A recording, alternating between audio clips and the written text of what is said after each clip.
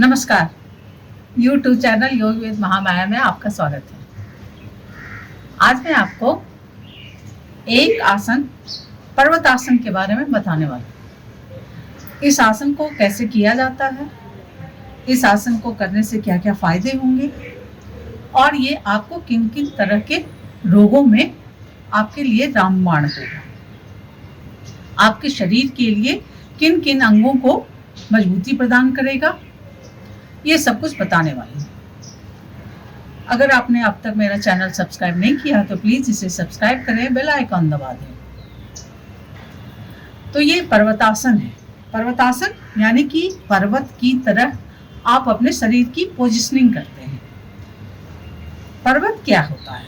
ये धरती पे कितनी मजबूती से खड़ा होता है, तो ये शरीर को उतनी ही मजबूती प्रदान करने वाला आसन माना जाता है। पर्वत बिल्कुल ही स्थिर शांत।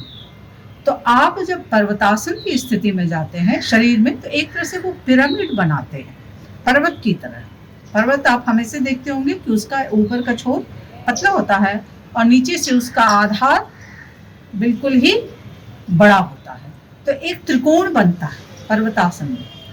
ये त्रिकोण आपको आपके शरीर को एक पिरामिडीय आकार देता है, ट्रायंगल का आकार देता है। ये ट्रायंगल बहुत ही महत्वपूर्ण माना जाता है। आप देखते होंगे बौद्ध धर्म में खास करके कि बहुत सारे लोग ये ट्रायंगल बना करके उसके अंदर बैठ के ध्यान करते हैं। तो जब आप कॉस्मिक जो भी एनर्जी है उसको जब आप इस पोजीशन में ले आते हैं तो ये शरीर के लिए बहुत ही ज़्यादा फायदेमंद माना जाता है। एक तरह का ट्रायंगल ये भी बनाता है।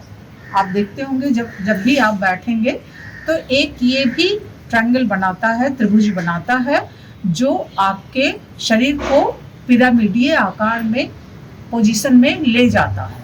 इसीलिए जब भी आसन करते हैं या आसन की शुरुआत करते हैं या कोई भी इस तरीके की बातें, आसन, ध्यान, प्राणायाम वगैरह की बातें जब आप इस पोजीशन में बैठ के करते हैं तो ये आपके एकदम फोकस्ड हो जाता है। कंसंट्रेशन आपका एकदम बिल्कुल ठीक हो जाता है। आपकी ऊर्जा, एनर्जी सिस्टम बिल्कुल ही सही ढंग से काम करने लगती है। आपका ब्रेन बिल्कुल ही एकदम एनर्जेटिक हो जाता है और फोकस्ड हो जाता है। आप जो चाहें वो कर सकते हैं। पर्वतासन को करते कैसे हैं, ये देखिए। आप शरीर को पोजीशन देते हैं, ये पैरों को थोड़ा सा करीब रखते हैं, कंधे के बराबर अपने हाथों को रखते हैं।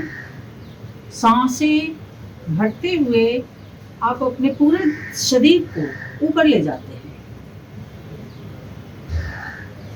ये दोनों पैर आपके मजबूती से खड़े हैं, एक दूसरे से बिल्कुल ही मजबूती से, और ये पोजीशन ये ऊपर ले गए। आप इसको ऊपर ले गए और सर को बिल्कुल ही अंदर ले आए। ये सर को अंदर बिल्कुल हाथ के बराबर ले गए और ऊपर आप जितना ज्यादा से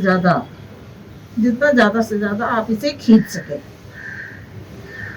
सांस भरते हुए आप इस पोजीशन में गए और ये फिर सांस छोड़ते हुए वापस। आपने देखा होगा कि ये पर्वतासन अपने आप में इसीलिए संपूर्ण आसन है। दोनों पैरों को बिल्कुल ही स्थिरता प्रदान करता है, दोनों पैरों को नीचे से मजबूती से टिकाए रखे। तो ये आपकी पिंडलियों पे भी बहुत अच्छे से प्रेशर डालता है और आपकी पाचन क्रिया को मजबूत करता है। अब आप समझिए कि पर्वतासन से ये संपूर्ण शरीर में आपको बहुत ही फायदेमंद होता है। आपके पैरों को मजबूती प्रदान करता है। हाथ आप देख ही रहे हैं कि हाथों पे पूरा एकदम, तो जिनको भी सर्वाइकल वगैरह की प्रॉब्लम है उनके लिए ये आसन बहुत फायदेमंद है। गर्दन आप नीचे करते हैं तो स्पॉन्डिलाइटिस के लिए ये बहुत फायदेमंद आसन होता है। और सबसे ज्यादा तो पिंडलियों पे बिल्कुल ही खिंचाव जो पिंडलियों पे आता है उसकी वजह से ये आपकी पाचन क्रिया के लिए भी बहुत ही ज्यादा फायदेमंद आसन होता है। फिर से एक बार देख लेते हैं कि कैसे करते हैं इसे। आपने पोजीशन ली, दोनों पैरों को कंधे के बराबर दूरी पे पीछे ले गए, घुटने के बल आ गए, दोनों हाथों को कंधे के बराबर रखा आपने और दोनों हथेलियों के ऊपर और दोनों घुटनों के ऊपर आप अपने पूरे शरीर का वजन ले गए। सांसें भरते हुए आप ऊपर उठते हैं, अपने शरीर को, धड़ को ऊपर ले जाते हैं, गर्दन को बिल्कुल हाथों की पोजीशन में नीचे ले जाते हैं, गर्दन को नीचे ले जाते हैं और हाथों को जितना ज़्यादा से ज़्यादा आप अपने धड़ को ऊपर ले जाते हैं, सांस लेते हुए सांस को रोक के आप इसी में पोजीशन में बने रहें। धीरे धीरे सांस लेते रहें, धीरे धीरे सांस लेते रहें। जितनी देर आप इस पोजीशन को होल्ड कर सकते हैं उतनी देर होल्ड करें और सांस छोड़ते हुए फिर वापस।